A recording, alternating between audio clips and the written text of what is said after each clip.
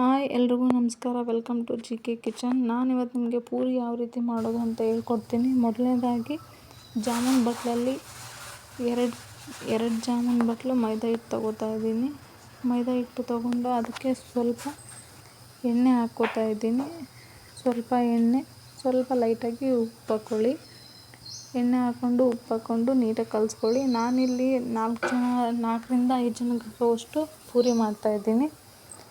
ನೀಟಾಗಿ ಸ್ವಲ್ಪ ನೀರು ಹಾಕ್ಕೊತಾನೆ ಕಲಿಸ್ಕೊಳ್ಳಿ. ನೀಟಾಗಿ ನಾದ್ಕೊಂಡಾದ್ಮೇಲೆ ಸಣ್ಣದಾಗಿ ನಮ್ಗೆ ಎಷ್ಟೆಷ್ಟು ಬೇಕೋ ಅಷ್ಟು ಹುಳಿನ ತಗೊಂಡು ಅವನ್ನ ಈ ಥರ ರೌಂಡ್ ಮಾಡ್ಕೊಂಡು ಇಟ್ಕೊಳ್ಳಿ. ನೀಟಾಗಿ ನಮಗೆ ಪೂರಿ ಚಪಾತಿ ರೀತಿಯೇ ಲಟ್ಸ್ಕೋಬೇಕು.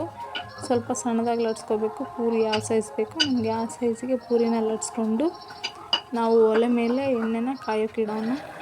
ಎಣ್ಣೆ ಕಾದ ನಂತರ ನಾವು ಪೂರಿನ ಮಾಡ್ಕೊಂಡಿದ್ವಲ್ಲ ಅವನ್ನ ಪೂರಿನ ಹಾಕಿ ಕರಿಯೋಣ. ಎರಡೂ ಕಡೆ ಸ್ವಲ್ಪ ಲೈಟ್ ಬ್ರೌನ್ ಕಲರ್ ಬರೋವರೆಗೂ ನಾವು ತಿರುವಾಕೋತಾ ಕರಿಬೇಕು.